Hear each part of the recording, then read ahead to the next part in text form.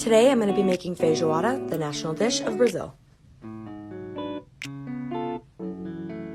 Because of Brazil's history, Brazilian cuisine involves a mixture of Portuguese, indigenous, and African ingredients and influences. The origin of feijoada was originally thought to have stemmed from slavery in Brazil, where the enslaved people would use scraps like pig ears, hooves, and tails to create a stew. However, this theory has recently been debunked by experts, considering that at the time, the scraps were actually considered to be delicacies and wouldn't be discarded. It is very likely that it actually came from Portuguese settlers, because a similar dish called cozido was consumed in the Minho province north of Portugal. Restaurants will often serve feijoada on Wednesdays and Saturdays, which is a tradition inherited from the Portuguese, who like to associate weekdays to certain dishes. And though feijoada is a low-cost meal, it is loved by all social classes all over Brazil.